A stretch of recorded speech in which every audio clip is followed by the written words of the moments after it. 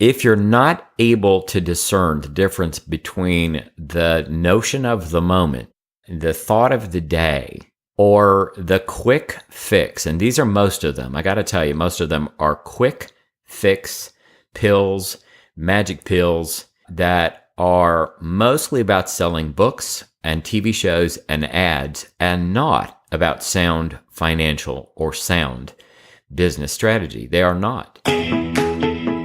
Welcome to Sound Financial Bites, where we help you with bite-sized pieces of financial and life knowledge to help you design and build a good life. The knowledge that has been shared from stages at conferences, pages of national business magazines, and clients living across America, our host, Paul Adams, now brings directly to you. Welcome to Sound Financial Bites. It's so good to have you with us. I'm Paul Adams, your host, and I am really excited today to have John Patterson with us. John Patterson is the co-founder and CEO of an organization called Influence Ecology. Now, Influence Ecology is an organization with students in 15 different countries, and John, he's also the host of their podcast that reaches listeners in 55 countries. I've had a chance to go to their annual member conference as a student, where people from all over the world are coming into one location to learn from John and his partner and co-founder Kirkland Tibbles, where it's not a coaching organization, it's not a educational organization, it is a study, some of which John's going to share with us what that means. And this is an organization that has taken some of the very deep and fundamental things that I've studied for 20 years on human performance and made them far more practical than I could imagine. And I've watched them take people into their study and help those people get up and running with practical tools and outcomes that didn't take them 20 years of study, that really are making differences in their life and different areas of their life. John, welcome to Sound Financial Bites. Well, thank you very much. It's a pleasure to be here. I appreciate it, Paul.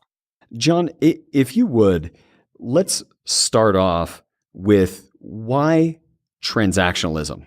You know, that transaction's such a dirty word, it seems like, and I almost feel like it's the idea that people want to get better at money, but they don't want to talk about it. People want to get better at sex, but they don't want to talk about it.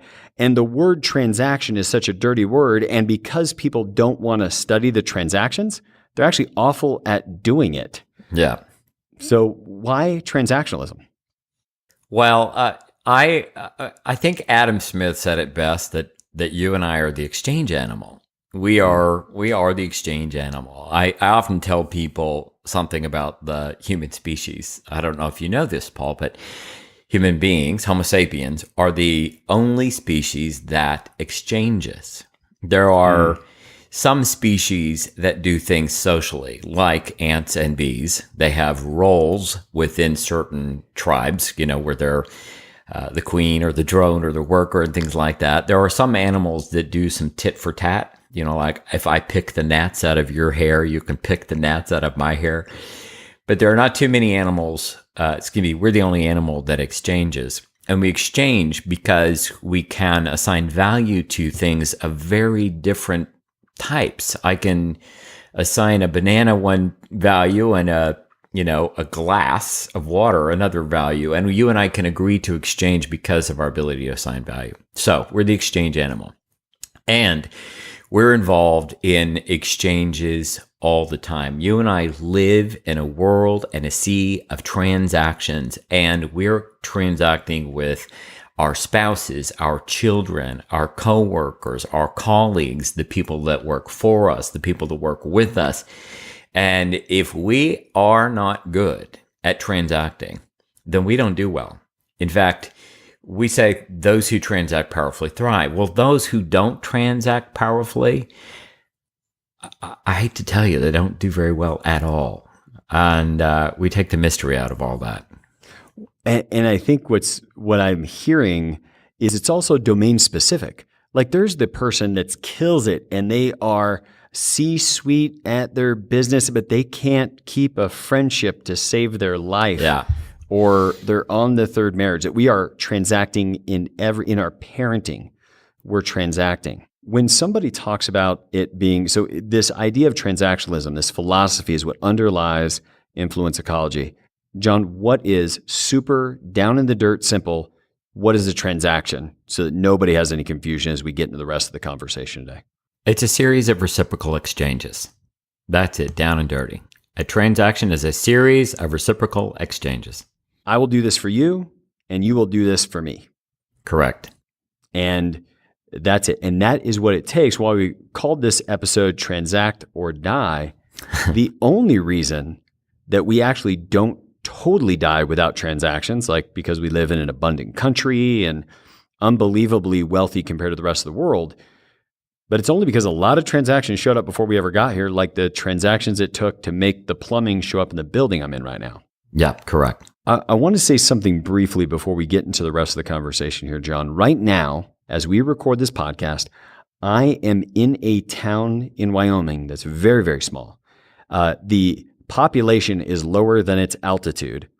And the population of the city that I'm technically staying in, I had to drive to this big town of 1,700 people to be able to have the internet and all that, because we don't even have that in the town of 80 where I'm staying in our RV with my family for 40 days.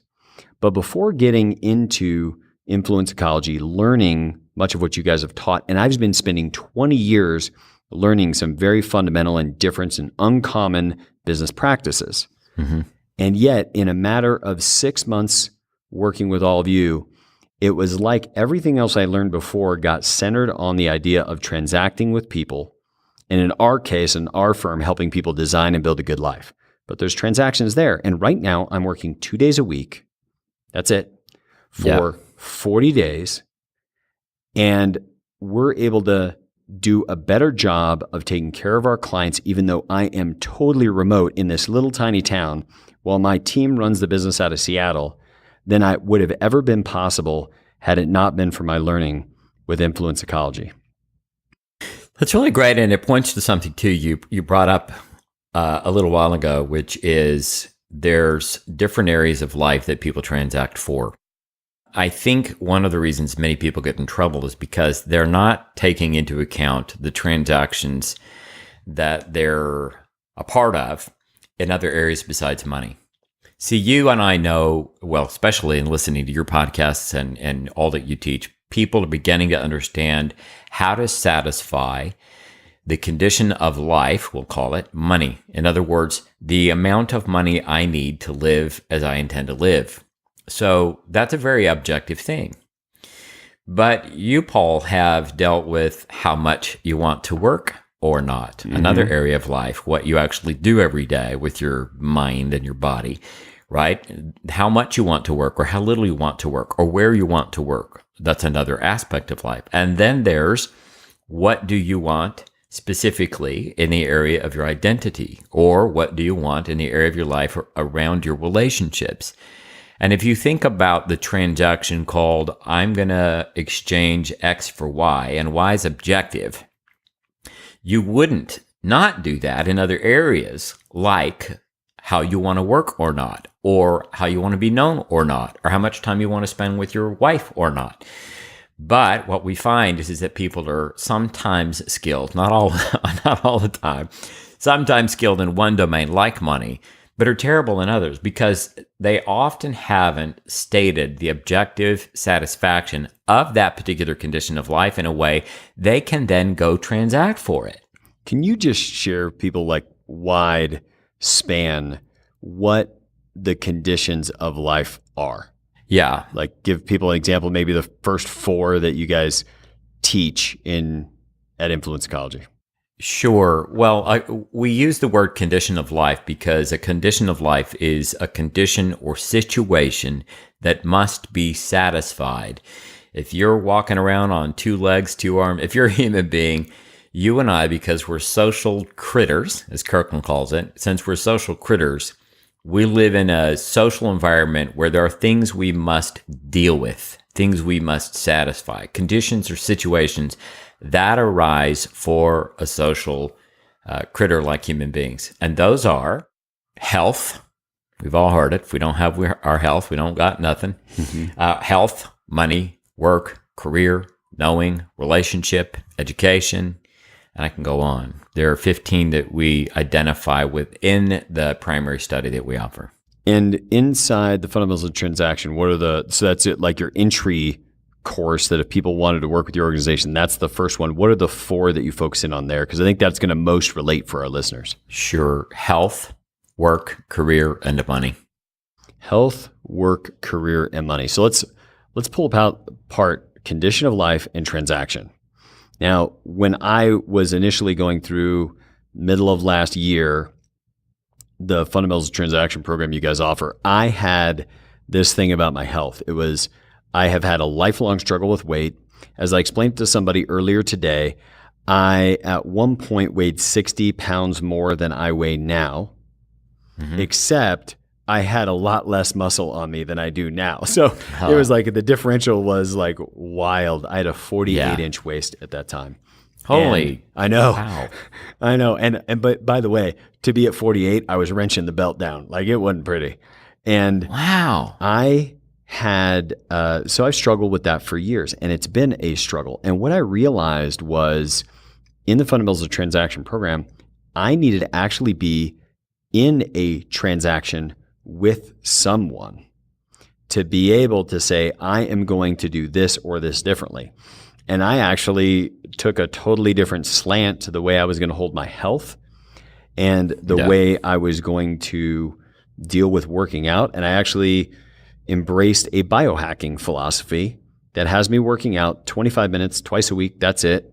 And controlling the rest of it with diet that I'm very loud about the way that I eat, I don't hope not in an annoying way, but that's part of the transaction because I look like a total jerk if I said I'm going to be doing this thing and then I do something else. And that along with actually hiring a coach that helped me with some of that, not a trainer, but somebody I could just be in a consequential transaction with that I would make commitments to and they would, oh my word, now I am with a minimal amount of time in the best physical condition I've ever been in. It's really great, and you use the word a consequential transaction. All transactions are consequential. As we say, you can do what you want or say what you want, but you're not free from the naivete of the consequences of all that stuff. So, you can do whatever you want, but there are consequences in the transactions in which you're a part.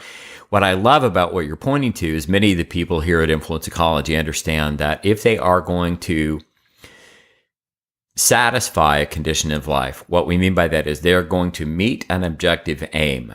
Then they're going to need to, first of all, articulate the aim, construct the transaction to satisfy that aim, and put themselves inside a consequential transaction that allows them to take advantage of the social nature of consequence. I'll give you an example. Right. I too was a previous fatty. I weighed 70 pounds more than I do now, and had struggled with that throughout my life. There's a friend of mine that has $1,000 check sitting in his wallet that if I don't act as I said I would, then he gets to cash that check, then I have to give him another one. And I think that's an important note too. We often work with people not on the results but the actions. So I have a consequence with him about the action, not the pounds, but just simply that I eat as I said I would, for example. Yes. Yeah, how difficult it is for any of us and how often people anchor themselves, all their actions, all their education, everything else, as if they can impact the outcome. When all they can impact is the input, the actions, the tactics toward it. Because if somebody had an objective of, I want to have $3 million of assets by the time I'm a certain age, then, well, you don't know, 2008 might happen. But if the objective was, I'm always going to control spending such that I'm putting $20,000 a month, if that's what somebody's level of income is, into my wealth coordination account, and then I'm going to consistently study and purchase assets with that money, that would be a set of tactics that they could be held accountable for. That's what the $1,000 check is for. You not being in the actions you said you would. That's exactly right. That's exactly right. And a transaction is built in that kind of way where, you talked about the 3 million is a result of actions. The results are a measure, but those results tell you if your actions were effective or not. And so what many people miss in a transaction, which includes some action I'm committing to toward some consequence, I can measure the consequence or the result, but it simply tells me if my actions were effective or ineffective. So I spent years stepping on the scale, and then I just would act a little differently. Sometimes here I do this, here I do that, but I didn't take consistent action over time in a consequential transaction, and then had my weight tell me if my actions were effective or ineffective. And as soon as that puzzle got solved, the weight just dropped. I just took the same actions long enough to produce a surplus in one area, in one condition of life, my health. The results that we produce are the feedback mechanism to redesign our practices. It's not that the result doesn't matter. It's what do our results, what are they telling us about our actions? Now, most of the people that listen to us are, those executives, entrepreneurs, business owners. Can you give we've made it simple to understand some of this so that, like, my goal being to extract some of this from you that people get when they're in the courses. Tell me an example of that in business. Focusing on a tactic, not focusing on the result. Looking at your results. I think that's one of the problems out there. People say, forget the results. Just keep being in this action. I tell you, like coaches tell people that all the time. Nope. And it's like, no, that's also not accurate. Focus on the action, assess from the results, redesign action if necessary. Can you give us a business example? Absolutely. Sales. I think some people are interested in sales. Mm-hmm. And one of the things to deal with in sales is the actions to take. Many people focus on the result. We all want the result. We want the sale. We want the contract. But if I were you, I'd focus on the action called some number of invitations, some number of new leads, some number of meetings held, something that's a little bit more upstream of the end called the contract. If I measure, for example, the number of outbound calls, that's one thing, for example. If I measure the number of outbound calls and then look at that number against the result, that will tell me something about that tactic. Maybe outbound calls is not my thing. Maybe it's some other tactic. It'll also tell me if this particular call is effective or if someone that's doing this is being effective or not, and so forth. I measure the result to tell me if the action is effective or if it's the right action. And sometimes for people, it's a combination of tactics measured all at once that against the result desired will tell them, okay, I'm going to drop these actions. I'm going to keep these other actions. It'll just get you more and more efficient over time. And how often, you've mentioned it a few times, and I don't want our listeners to step over it.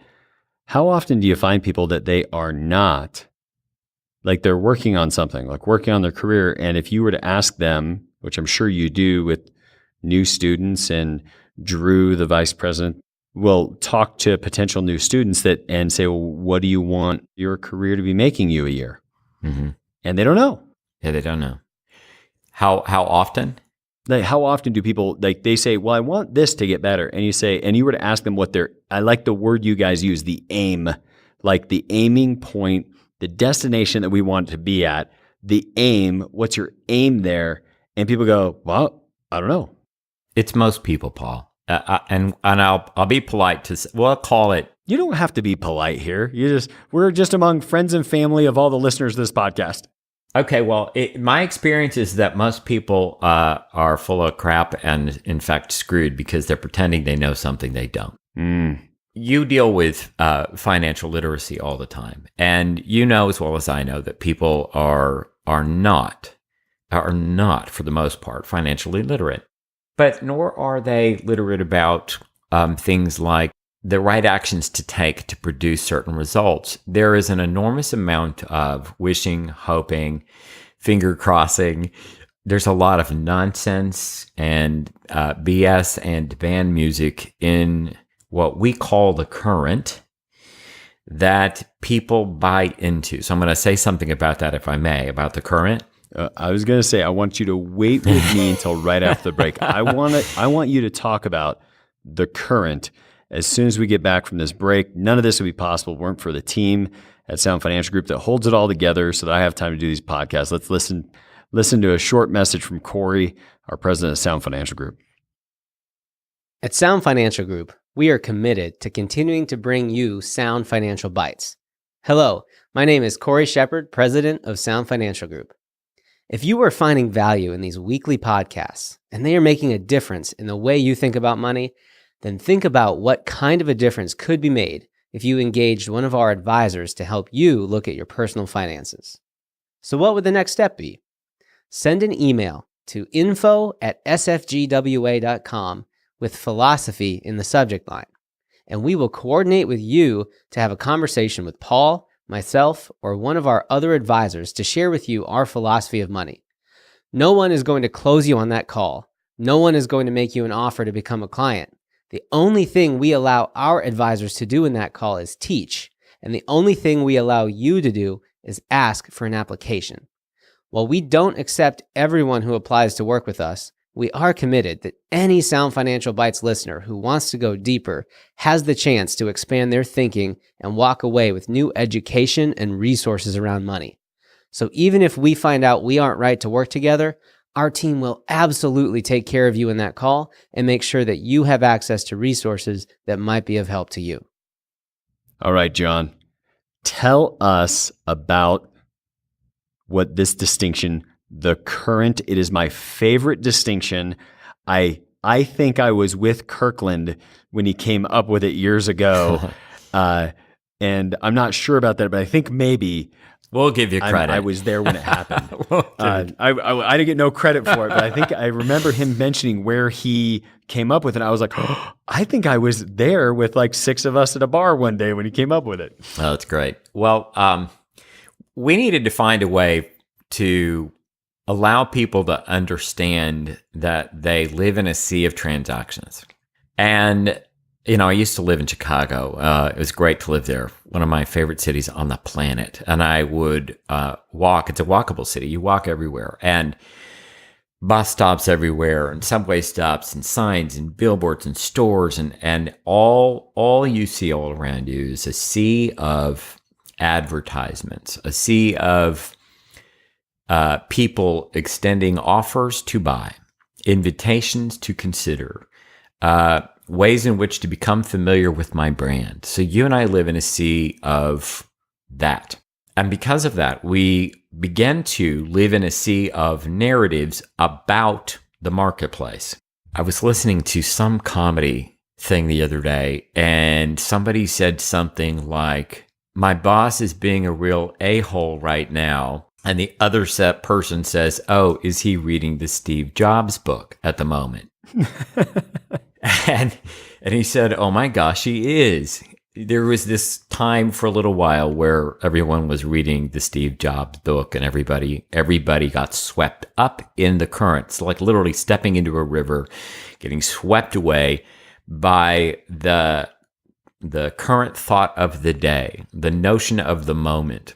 And one of the reasons that we study this so much is because if you're a business owner, you got to study, you got to learn, you got to know a lot to be one of the 5% of the businesses that actually make it. And less than that truly thrive and drive their owner to top 1% income. Exactly. You have to know, you have to study. There's a lot, but you have to be discerning, because if you're not able to discern the difference between the notion of the moment, the thought of the day, or the quick fix, and these are most of them, I got to tell you, most of them are quick fix pills, magic pills that are mostly about selling books and TV shows and ads, and not about sound financial or sound business strategy. They are not. There are a few, but mostly not. And so I bring that up because When we're working with people to distinguish the current, we do that because when we ask a person, how much money do you need to retire? It's not shocking to us that they would say, oh, I think somewhere around 1.2 million. And then upon inspection, what we find is that they got that number from the TV show that came out a while where people carried around their number on their back. Yes. They didn't think there's no accurate thinking about the number. They just simply got sold the notion that 1.2 would do. And that's about the extent of the accurate thinking. So if unless I can recognize I'm in the current, by the way, there is no separating yourself from the current. There's no pulling yourself out of the current. There's only studying the current. Yes. Knowing you're being sold ideas is the most important piece here, because you've got to understand most people are selling you tactics. Do this, do that. Want to be like Steve Jobs? Do this thing. Want to be like Apple? Do that thing. You want to be like Infusionsoft? Do this thing. So they're selling tactics. But most enterprises, their tactics come from strategies, which come from plans. The tactics don't come from the current. The tactics that are applicable with one situation are not applicable in another situation, because tactics and strategies are resource dependent. And so it matters that you study the current. It matters that you recognize that you're being sold things all the time. Not a problem. All the time. Not like, that's not hyperbole. All the time. The way they design Windows and the computer you're using, or the Mac, its design is to sell you the next product after this one, even when there's not an advertisement. Yes, and if you're Apple, you better be doing that. And if you're Paul Adams, you better be doing that. And if you're one of the 7.5 billion people who intends to thrive because you're transacting with competence, you better be doing that. But just take into account the fact that there are 7.5 billion people that are all transacting for your compliance. Well, and I one note, and I think we're going to have to pick this up in part 2, but there's something that happened today that was just profound to me. And I watched it, and it was fortunate that it was someone who knew enough about this education, has also been a student of John, has extraordinary success now. They've been rocketing in the top 1%. They engaged us for our design, and I'm taking them through the design process. And this person was cussing at me when we got to it, because they said, I said, if we have time, you mentioned you're going to go car shopping this weekend. I want to talk with you about that before we're done, if there's time.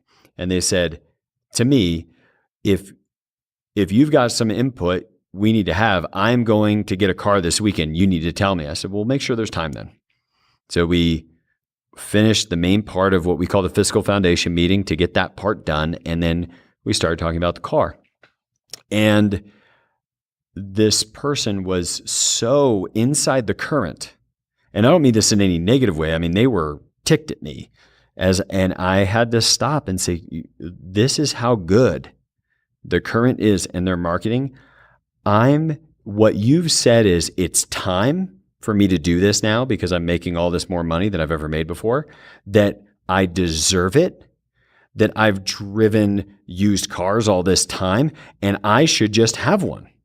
And you're mad at me right now. Like, I can see it in your body. We're by web. So I've heard you say that at conferences where you say, I'm only talking to you this way because you paid me to. I don't talk this way to my friends. There's no chance in risking the relationship. And what I told them is, if you choose to do what you were originally going to do, buy a $100,000 car, whether you intended to or not, what you didn't realize before we talked is you were on the path to do that. And you're going to be swept up in it. And these people are expert, and they know more about your psychology than you do.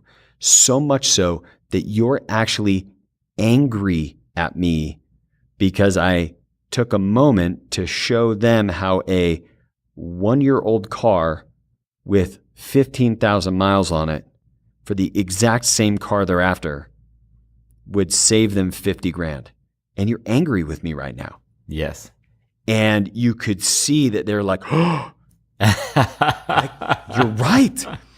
And I said that happens to us in business, and overspending in business. It squeezes profit margins. It has us mistreat employees because, as you put, we read the Steve Jobs book, if that's what the flavor of the day is. Or worse yet,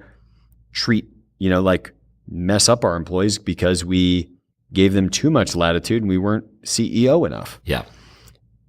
That idea of the current, and what I want to do in our next episode, John, is I want to go deeper into the current and how it triggers actual breakdowns, both like real breakdowns and we can just focus on those 4 conditions of life that you teach in that first program, because I don't know that by podcast people can hold all of them. No. We'll just talk about those 4 and talk about what the breakdowns are and how people might think differently about how they would design their aim for each of those, and how simply having an aim can help them overcome the current a little bit. Or as how I put it with our clients is, all we're going to do is claw our way up the riverbank a little bit. A little bit. We can't stay there all the time. We get sucked back in, but at least we can kind of look and go, wow, there are other people floating downstream while I sit on still for a minute. Yes. And allow people while they're driving their cars, listening to this while they're doing their laundry. So would that be okay with you? We'll have you back for part 2 and just dig into the current and those specific conditions of life. Absolutely. Okay, great. It'd be my pleasure. John, thank you so much for being here. One thing I don't want to forget to tell our audience is that, as I mentioned at the beginning of the episode, he's given us a great gift. And this gift is I don't want to say it's priceless, only because there actually is a price that you can get some of this at. But I will tell you, it could be game-changing even if you ended up not engaging them. Influence Ecology, Kirkland, Tibbles, and John Patterson have been generous enough to give us an introduction to transactional competence, a 30-day pass into their company's website. So what you're going to be able to do is put in transactordie.sfgwa.com, transactordie.sfg, like Sound Financial Group, wa.com, and you're going to be able to put in your email address. We're going to send you everything you need, from logins to the website to go to, the coupon code to be able to sign up for that and have that 30-day trial. So, John, thank you so much for that. And we'll look forward to having you back for part 2. Right, Paul. It is my pleasure. I want to acknowledge you for taking the time to tune in to Sound Financial Bites. You stopped long enough in your busy day to reflect on your finances and your future to help you design and build a good life. Please take a moment to subscribe to this podcast and follow us on social media. You can find us on Facebook and LinkedIn. If you have a topic you would like to hear us discuss, please send us a note on Facebook, LinkedIn, soundfinancialbites.com, or email us at info@sfgwa.com. Be sure to check out the show notes for links to any resources that were covered in each episode. For our full disclosure, please check the description of this episode, the description of this podcast series, or you can visit our website. Make it a great day.